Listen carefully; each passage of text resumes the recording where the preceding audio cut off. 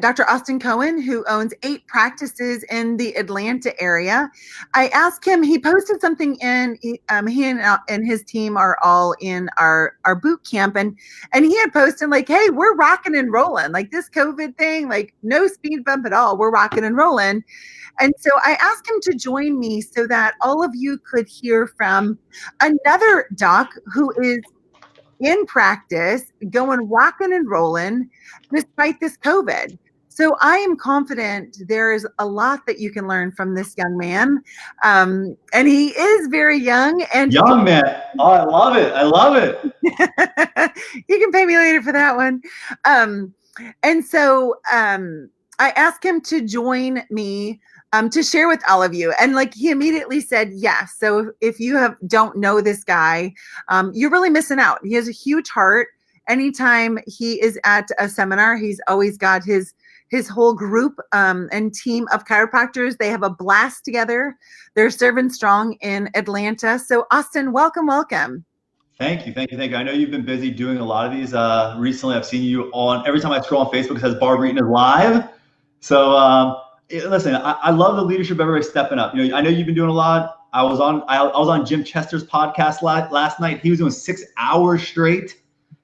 Greg Gersten, I was on his earlier today. So, man, you get to see people's characters truly show up right now. So I respect you and thank you for being communicative with everybody right now. Oh, thank you, Austin. I appreciate that. And for being in practice and leading 8 teams and still showing up to be interviewed, that is super phenomenal. There's Candace saying, hey, Dr. Austin and Dr. Barbitt, great to be with you, Candace. Thank you. So let's talk about leadership. What is, like, how would you describe your leadership style? Not just in these times, but overall. Yeah, so I would say for me, it's being there with my team. There's no direction there's no hierarchy, there's no egos, there's no somebody telling people what to do. That's really why I think we're so good, and is because of how we work and function together. I ride and die with my team. It's not, on my birthday, I remember one of our team players, he's a chiropractor in one of our locations, sent a picture. He's like, this is why I love our leader, because there was this one picture of a guy sitting in this chariot. He was, whipping like his horses. But then there was one picture he showed of the leader who's actually in the front carrying it, working with everybody and being there together with them. And that's kind of who we are. I don't tell people what to do. That's not the roles we play. We work together as a team. Everybody's got strengths and we bring each other up and we're there for everybody. One of our core values is family, and we are a family and we're a team that works together. And if you follow that guide and you follow our core values, you will get far. I love that. And core values, my coach, Rich Christensen, is huge on value-based decision making. And I had never really heard of it, maybe kind of like in the distant, like off there, but never really as a function of how to lead a team. For those of you who don't know what I'm talking about, page 75 and 76 of the Zigzag Principle, which is his book, is a list of values. And real simply, an easy way to do this exercise to come up with your core values is to go through that list and think of who do you have the most respect for as a leader? So you would come up with 3 of those people's names. So let's say it's Austin, it's Rich, and it's Bert. I would go through, and all of the characteristics that Austin had, I would put an A next to. All of the characteristics Rich had an R, and all of them Bert have a C. And then you go through and which ones show up the most often. Those are your core values for that position of leadership that you want your brand to represent. And then it's really important for you to identify, what does family mean to you? If family comes up as a core value, because you know what I've discovered? Family isn't the same to everybody. So Austin, for you, what does family stand for as a core value of your brand? So we have 4 core values. I'm glad you brought that up, actually, because it's been interesting through this time. And by the way, this is not the last time something like this is going to happen. So for everybody that thinks this is the last of crisis, it's not. And in 5 years from now or 10 years from now, it's going to be another thing like this. And we have to be so prepared for this. And for us, we've been preparing for moments like this in our business. I'm not saying we're perfect and we've done everything right, but I feel like we've done a very good job. And we've actually been going by our core values in every decision we've made. So we have 4 core values. And so for family, since you asked, family to us is our patients and our staff and our team are family to us. And we treat each other like that way. Sometimes we bicker, but at the end of the day, we have each other's backs, always to the end. One of our other core values is what's called E9, and it stands for an excellence of a 9 or above. And if you're not that, you're not meant to be on our team. And it's pretty simple. We hire you based on this. We tell you, but hey, Barbara, here are our core values. And just this is the expectation that you're always going to be a 9 or above, but we'll always make sure that you understand what that means. Now, right now, our core value is actually E10 because of what we're going through right now. Everybody's got to show up as a 10 or above. And our team has been, it's been unbelievable to watch like what we've done. And I'll share some stuff we've done as well. So I give some tactical stuff for people because I feel like we've done a very good job. The other one is wow, creating the wow experience. What that means is if you guys were to go to a St. Regis, they know what you're thinking before you say it. And in chiropractic, it's very similar. The last thing you want is a patient saying to you, hey, Dr. Barb, when are you going to give me some exercises? Or are there any things I should be doing at home? Because now they're already thinking it. And you screwed up by not getting that information before they said it to you. So for us, we're always trying to think of what are the things that people are thinking and how do we relay that to them? So that's what the wow experience is like in our office. And then the last one, which is actually the first one, is patients first. That is our number 1 core value. So an interesting thing is about 3 months ago, we realized we're doing a lot with, a couple of our offices have decompression. And we're mostly 99.9% of chiropractic office was purely adjusting. And then some of our offices have decompression. Well, we realized, and then we added a stretch therapist in one of our offices. So we realized we're adding all these things in and we're like, how does that relay to patients first? So then we sat down, we had a huge staff meeting, and we implemented some other things. So now in our office, this is cool, you'll like this. We now offer kegs of cold brew coffee and complimentary, free. Nice. We also have kombucha on tap for free. Yeah. We also have compression boots as well, right? The compression boots for people to lie back in these zero gravity chairs cost us $500. But the value it gives to the patient, so when we implement all those changes, patients started coming in and saying, man, this is awesome. How much is the coffee now? We're like, it's free. We realize our core value is patients first, and we realize that we need to do a better job of that. And so this is what we want to do for you guys. So all of our offices are now putting cold brew coffee, kombucha on tap, and also the boots in there as well. So we live and breathe our core values. And I know it sounds like a silly exercise because I remember, maybe 7 or 8 years ago when I was early in practice being like, how is that going to relate to the times? Like, how is that even important? But now I realize, oh my God, this is a fundamental aspect. If you look at the biggest businesses in the world, they all have core values. And most of the best ones live and breathe them. So that was just a really important thing for us. So, a starting point for people to actually develop and define your core values. And we did as a team. I didn't create them. We did as a team, as a unit, as a family. That's awesome. And I love hey, this is what our brand is. Like, we want you to come hang out, like have a cup of cold brew or kombucha and just like chill out. So many times I talk to docs about what do you want to create? And they want to create that atmosphere that people in over and above their adjustment, they want to be there. And so that means that we also have to know our practice members. What kind of experience do they want to have?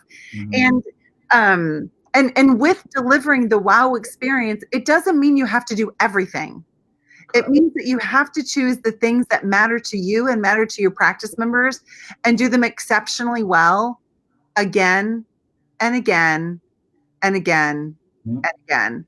So, this COVID thing has me thinking about, I read something the other day that said dentists have really been hit hard. And it was interesting. I think I actually even posted this in the boot camp. My dentist has a new sign. Well, this was before COVID. Of all of the things now, like, did you know we offer these services? And like towards the bottom, it was like TMJ, headache relief, all of these things. And I'm just thinking, what are you? Yeah. And so he keeps adding on services, right, to increase how much money he's making. And now what happens? Yeah. We're confused, man.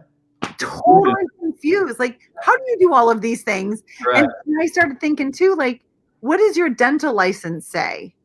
So when we look at the services that we offer in our practice, please, all of us, let's look and make sure that all of the buffet of services isn't creating confusion in the mind of our practice members. Because remember, when they leave our office, they know 250 people they're talking to. And if they have no idea, like, oh yeah, my chiropractor does this and this and this and this and this and this and this and this and this, it starts sounding like 7-Eleven before long.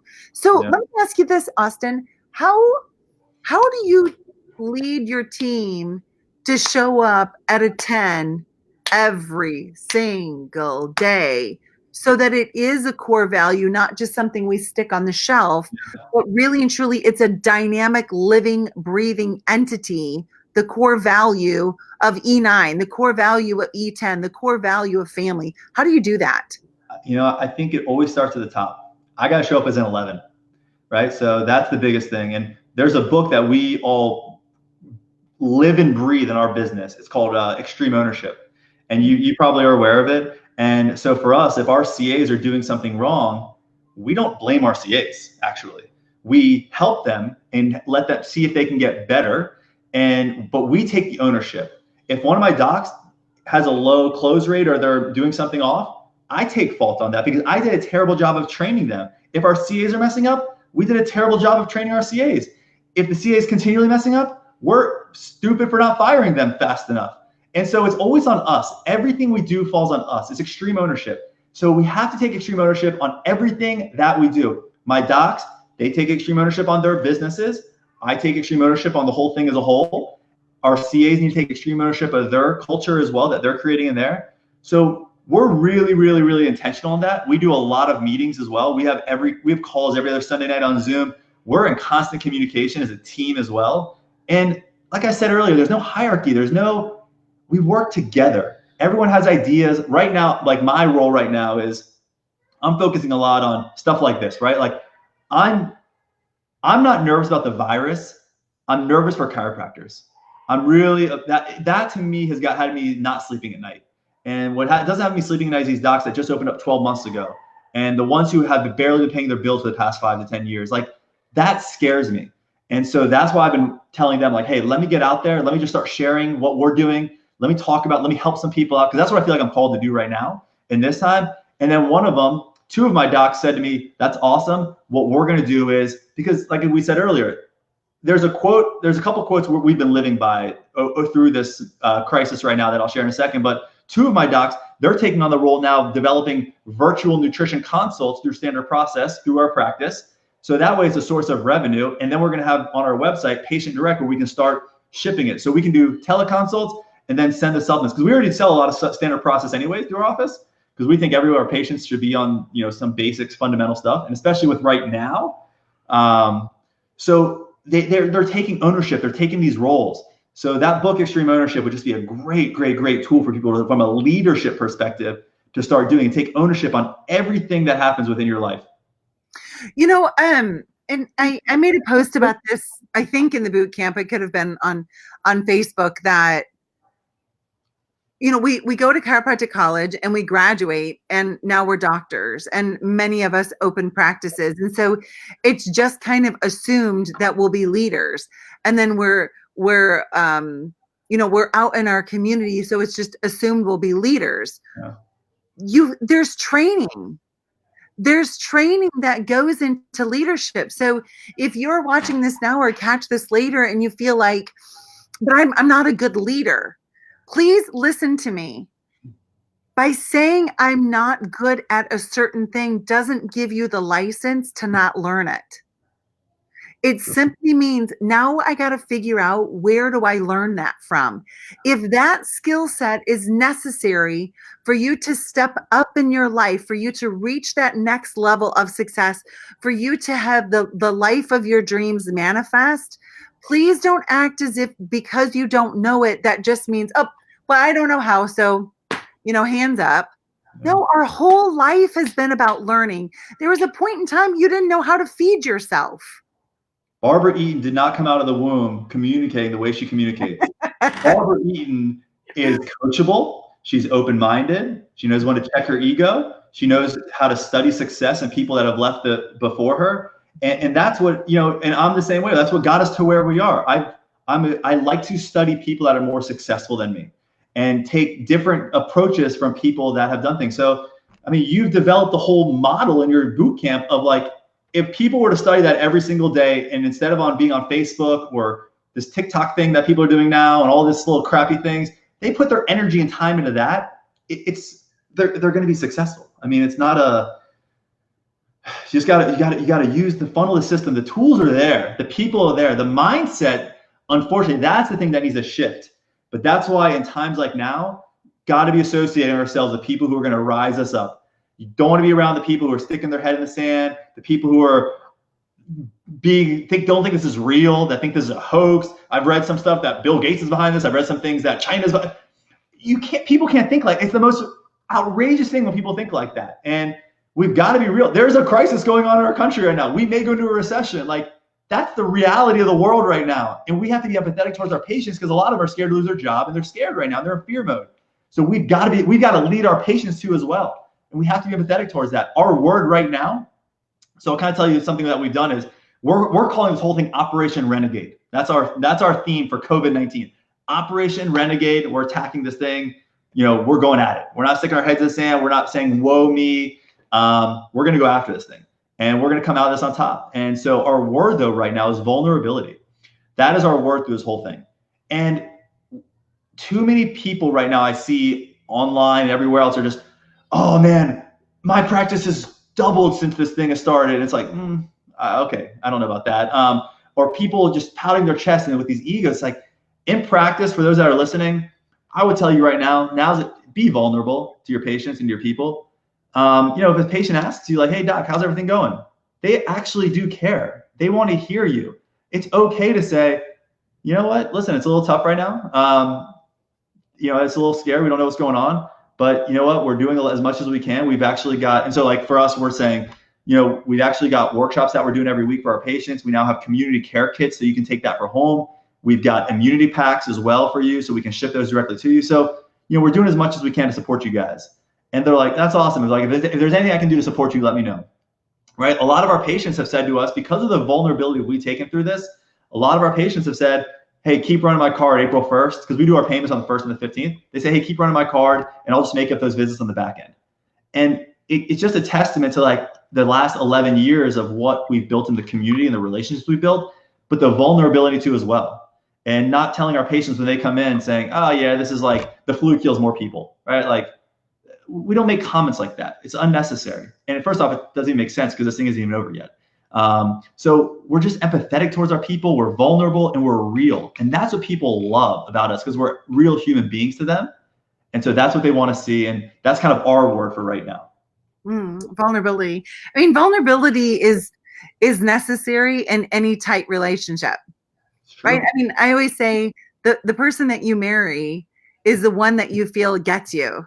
And in order for somebody to get you, you have to be vulnerable. So a relationship, conversation leads to connection, connection to relationship, and relationship to commitment. It's the same thing with our practice members. So that doesn't mean like we just like vomit on our practice members, like be interested more than we're interesting. But, I've discovered something really interesting. And we talk about this in the boot camp. And now I've like taken a step back and just like doing some evaluation.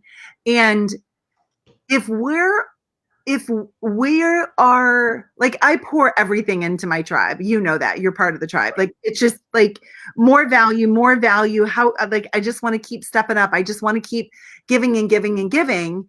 And now I've realized I've almost like tipped the scales too far. And here's what I mean.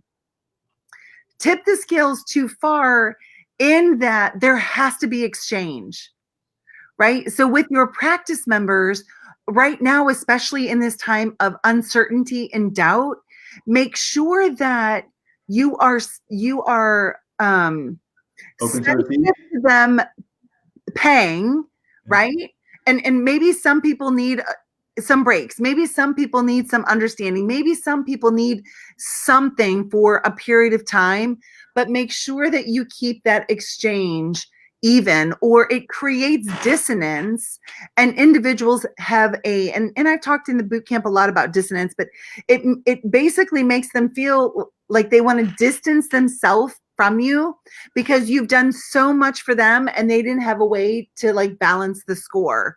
So I haven't really talked a lot about that in regards to this time, but I want to throw it out there so everyone kind of bookmarks it to make sure there's a balance. Like Austin said, that their practice members are saying, is there anything that I can do for you? So when someone says that, they're basically saying, how can I balance this out? Yeah, I've given for the last 11 years. I mean, so I went through this when I opened my practice was in '09, H1N1, the stock market, unemployment. I started a practice in this environment. I mean, I know what it's like. And, you know, the people who graduate in the last 5 or 6 years, man, I'm not going to say they've had it easy, but they've kind of had it easy, to be honest.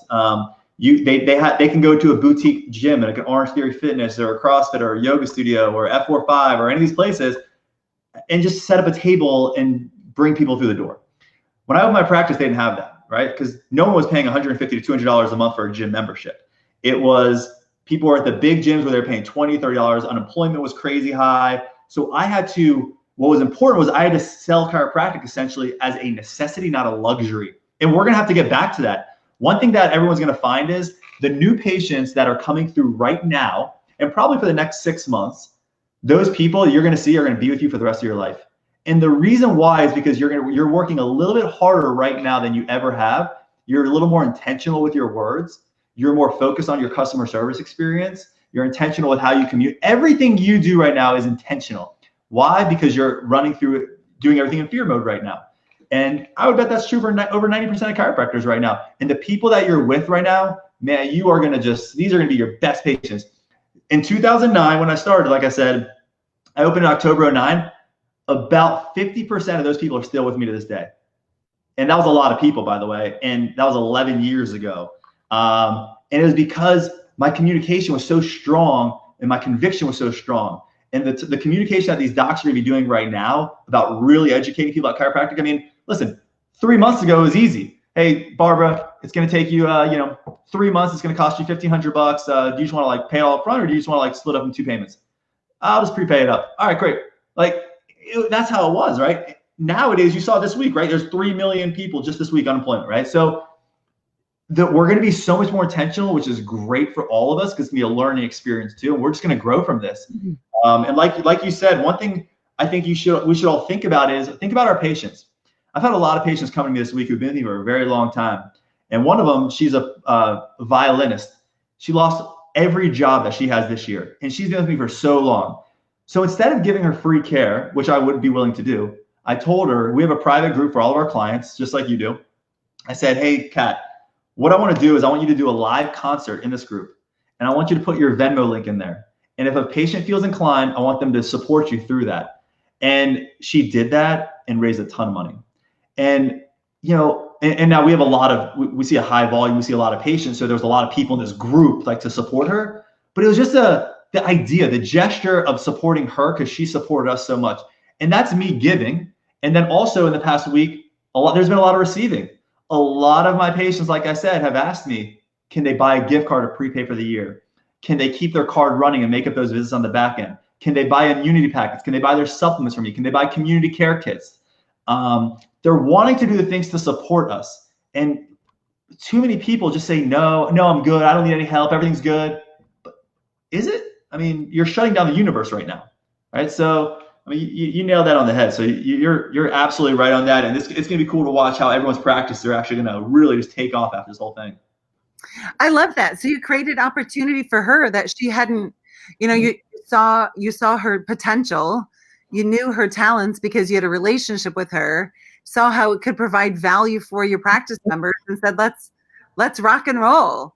Yeah, and she gets to feel good about it. Your practice members feel good about it. And now she's paying for her care. Like it's a win cubed, that's the way. And really and truly, I had our 90-day challenge sprint coaches call today, and we were talking about referrals. And for any of you who know me very well, you know that referrals are my jam. that there are four main reasons people don't refer. So there are four main reasons that they do refer. They refer when they know the way, they know the how, you ask them, and they have the desire. Now, a lot of people are like, well, I don't think my patients want to refer. Yes, they do when you deliver great care and you ask for them. So just delivering great care isn't enough. There must be strategies in place to teach them how to refer and the way to refer. And so I bring this up because connecting, like, so basically what Austin did is he connected the violinist to his Facebook group so that she could connect with other people. He made the way in. And I mean, I'm not ashamed to admit this, but I just didn't have the realization that that's not a skill everyone has, being a connector. So being a connector makes you so valuable in the marketplace because you have huge relationship capital. So for those of you in the boot camp, be watching. I'm going to teach you guys to be unbelievable connectors. I think my parents must have taught us, or probably just my addiction for self-development and growth and leadership has taught me to be a connector. But it's a skill set that just becomes like, obviously there's unconscious incompetence, then there's conscious incompetence, then conscious competence, then mastery. And when you're in mastery, you just do things because that's who you are. And you can easily see that Austin is a connector. And is he a natural leader? He learned it. And now it's become natural. So the good news for all of us is you can learn it and it will become natural.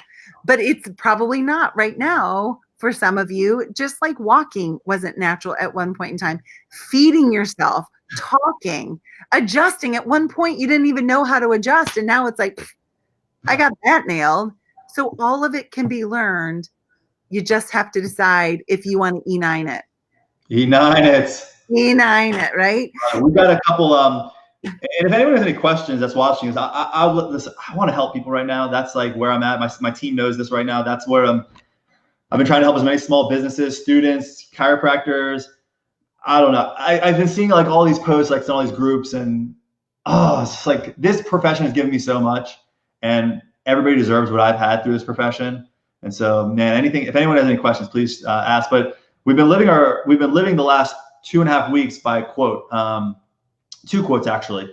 So the 2 quotes we've been living by recently are: never waste a good crisis. Okay, so I think that's important for everybody to understand, right? Never waste a good crisis, right? This is an opportunity to define your business, and it's an opportunity to create opportunity, because I said this earlier, this is going to happen again. And so how do you prepare for something like this again? Now, fortunately, we've had a huge stretch of 10, 11 years of preparation for this, but the things we're doing now and thinking about are, we developed these things called community care kits. I shared a little about that a second ago. We just developed these a week ago. And what they are is they're foam rollers, lacrosse balls, a dinner roll, our t-shirts, and a band. So we've developed that, and that's like, it's $125. We'll ship it to you. We have immunity packs, which are these 4 standard process supplements. We'll ship those to you as well. We're now looking at doing these virtual consults for our patients through standard process, because we're a huge standard process advocates in our office.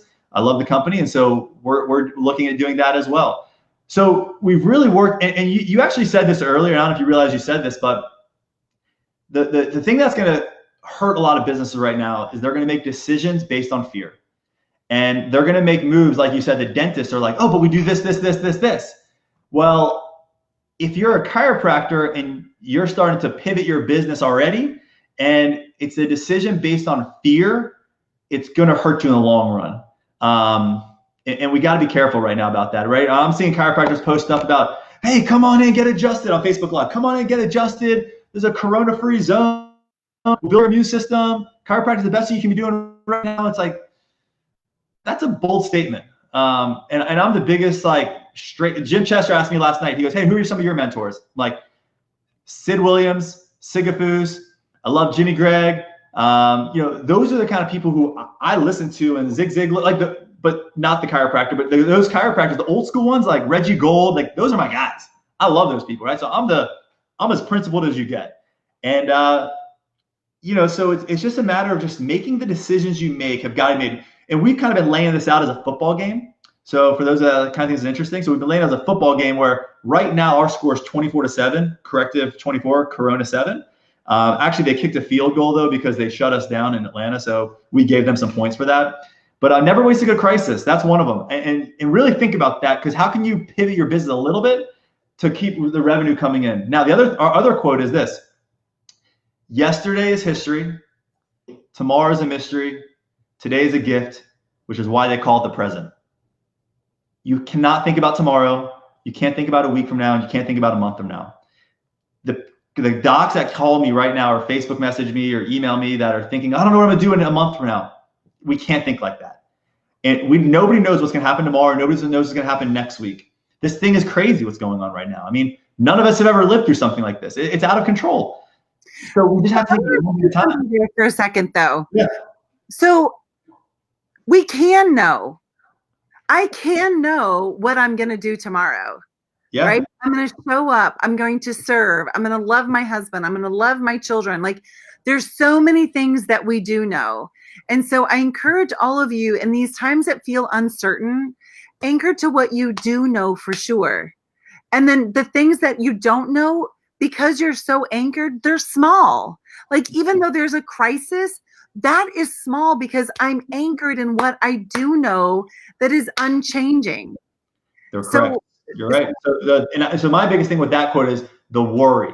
Don't worry about tomorrow. Don't worry about a week from now. Just like you said, be anchored in your principle and what's your why. Kind of what you're saying, right? Be anchored in your why, and that's what's going to drive you to get through this whole thing. And we're all going to get through this. It's going to be fine. The world's not going to end. This will be over at some point in time.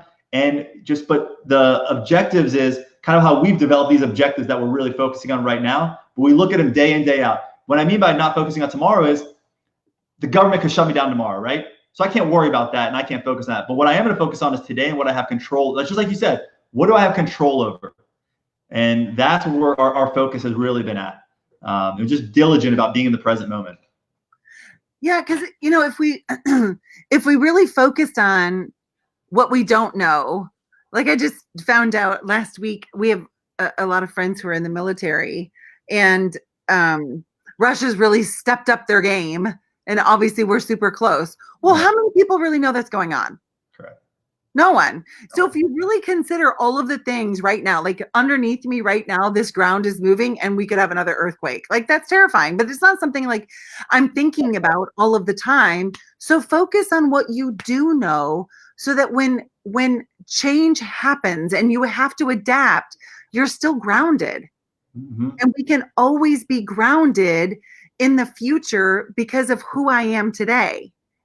Right? Like I know the decisions that I'll make because I have a decision-making policy, right? I have value-based decision-making. Like this is how we handle crisis. This is how this thing will go, and this thing will go, this thing will go. Like there's reserves in our lives, and that's why it's so important. And this is also like the people who make this through are going to be those who have focused on reserves. And let's say that you're sitting here watching right now and you're like, yeah, that's easy for you guys to say because you're fluid with your cash. You have the reserves. It's not easy for us to say. No. Getting here wasn't easy. It was intentional with specific steps. And so if you're in a place right now that seems uncertain, take one step today to move towards that certainty. Take one step today to develop yourself so that you are in a place of security in the move forward. And then you don't have to feel nervous. But I get it. Like I get where that can be. I've been there in my life. And I recognized I didn't like it. So I made changes and moved forward, not because it was easy, but it was because in so doing, my life became bigger. So I didn't have to live in the fear.